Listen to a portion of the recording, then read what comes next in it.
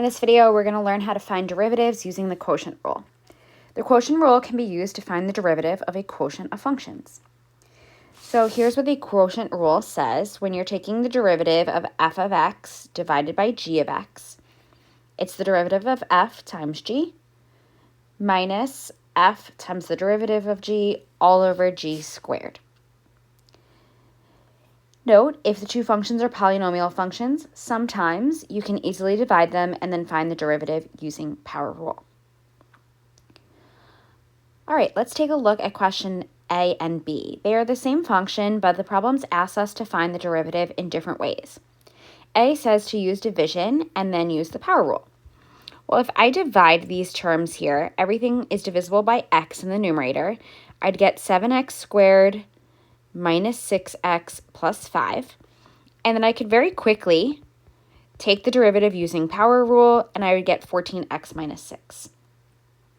Now let's try and use this using the quotient rule. Okay, so we're going to try and simplify and do a lot of algebra here in order for this to become 14x minus 6. All right, the derivative of f is equal to, okay, so this is the derivative of the numerator. So 21x squared minus 12x plus 5 times the denominator minus the numerator times the derivative of the denominator, which is just 1, all over the original denominator squared. Okay, so I'm basically taking these four components in the numerator and the component in the denominator, and I'm basing them off of this formula right here. All right, so let's simplify this and clean this up a bit, get rid of some of these parentheses. I'm going to distribute this x out here. So I have 21x cubed minus 12x squared plus 5x. Over here, timesing by 1 is not going to do anything, so I'm just going to distribute that negative. Minus 7x cubed plus 6x squared minus 5x, and all over x squared. Let's combine some terms in the numerator. So I have 21x cubed and negative 7x cubed, so that is going to give me 14x cubed. Then I have negative 12x squared and 6x squared, so that's going to give me negative 6x squared. And the 5x's and minus 5x's give me 0, so I'm just going to eliminate those terms. And this is all over x squared.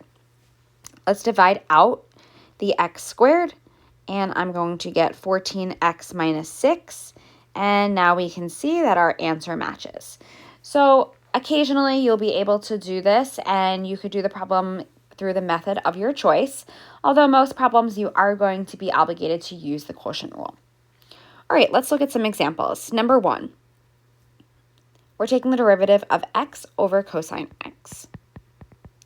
So in my numerator, I'm going to set up the 4 parentheses, 2, then a minus sign, and then 2 more.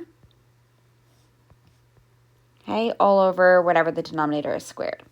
Now I'm going to substitute in. The first parentheses is the derivative of the numerator times the denominator minus the numerator times the derivative of the denominator all over the original denominator squared. One thing I notice here is that basically it's derivative, original, minus original, derivative. Okay, so we can keep that in mind to help you plug in. And I kind of think about these terms like x and cosine x of the original function, that they're flip-flopped in here between these 2 points. All right, let's clean this up a bit. So I have cosine x plus, because I have minus times a negative, x sine x over cosine squared x, and there's our derivative. Okay, sometimes there's more simplification that you could do. Sometimes it just makes it messier. I'm going to leave my answer just like this here. All right, number 2. I'm going to set up my parentheses and then start plugging in. Okay, derivative of the numerator is just itself. Derivative of e to the x is e to the x times the denominator minus the numerator times the derivative of the denominator all over the original denominator squared. All right, let's clean this up here. So I'm going to actually choose to put the x's in front. So what I mean by that is I'm going to write this as 3x squared e to the x. 3e to the x squared would be equivalent though. Minus 6x e to the x all over 9x to the fourth. If you wanted to pull out a 3 and an x from each term, you certainly could here. So for instance, what I mean by that is in the numerator, there's a GCF of 3x. There is an e to the x also, but I'm going to show you why I'm going to leave that in a second.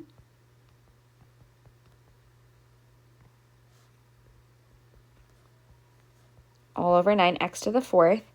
And then I can simplify these pieces here. So I could keep the numerator as x e to the x minus 2 e to the x all over 3x cubed. Okay, so that would be an equivalent simplification, but often it's fine to just leave it in this format. You just want to keep in mind for multiple choice questions that they might simplify it further, and in order for you to match a multiple choice answer, you might have to do that algebraic manipulation as well. Okay, let's try some more. 3 derivative of cosecant over x squared plus 5. Okay, derivative of the numerator times the denominator minus the numerator, derivative of the denominator all over the original denominator squared. And there's not much I can do here to clean this up, so I'm going to leave my derivative just like this.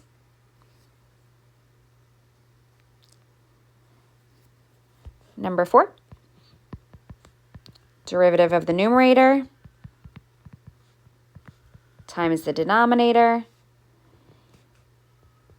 minus the numerator times the derivative of the denominator all over that denominator squared. This is an example where we could clean this up a bit because we have two polynomial functions. So I could over here multiply 3x squared plus 10x times x plus 1. So if I do that, I get 3x cubed plus 3x squared plus 10x squared plus 10x. This one's not going to do anything over here. I'm going to distribute this negative. And this is, I forgot my squared there, all over x plus 1 squared.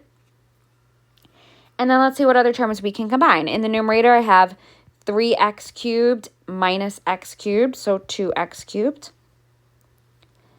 I have 3x squared, 10x squared, and negative 5x squared.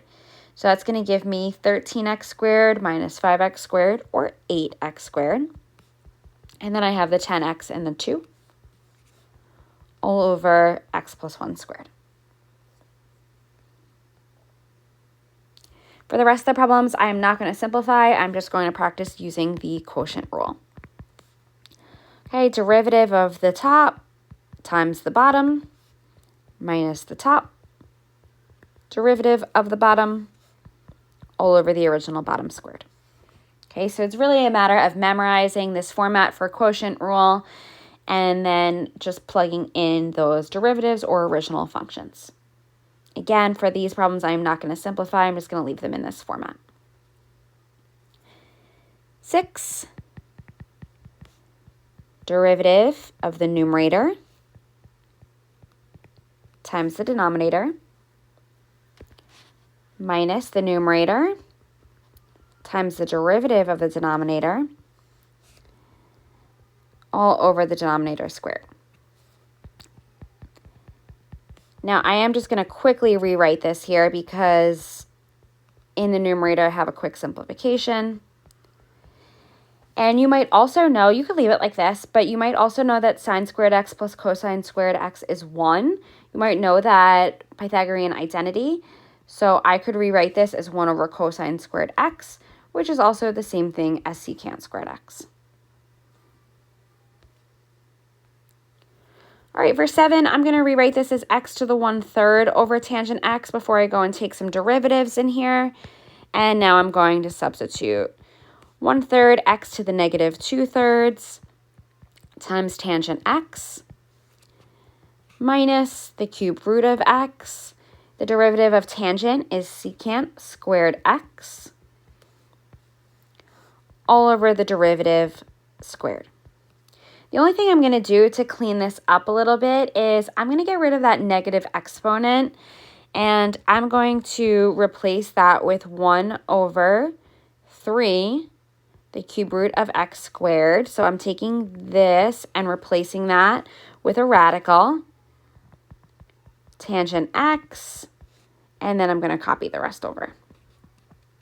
Okay, so again, I'm not going to overly simplify this. Okay, you could write this as tan squared x if you want, but otherwise I'm going to leave it as is. Okay, for number 8, the derivative of the top is 3 secant squared x. The derivative of pi is just 0. Pi is just a constant. Keep that in mind. It's not a variable. Times the denominator minus the numerator times the derivative of the denominator all over that denominator squared. And I'm going to leave it just like that. All right, 2 more. For number 9, derivative of the numerator is 1 times the denominator minus the numerator times the derivative of the denominator all over that denominator squared. If you're looking at this and you're like, well, I don't like that 1 in front, you could, of course, change this. I would say if this was a multiple choice question, I'm sure they would simplify this out here. Because over here I have minus 4x to the 4th. And we can see that's 1 minus 3x to the 4th over 1 plus x to the 4th squared. All right, last question here. The derivative of 5 is 0 times ln of x. So that whole term is going to go away. Minus the numerator times the derivative of the denominator all over the denominator squared. This term is going to go away because anything times 0 is 0. So I have negative 5 over x all over ln of x squared, and I'm going to leave it as that complex fraction. Hopefully in this video you got good practice of understanding how to use the quotient rule and how to plug into that formula.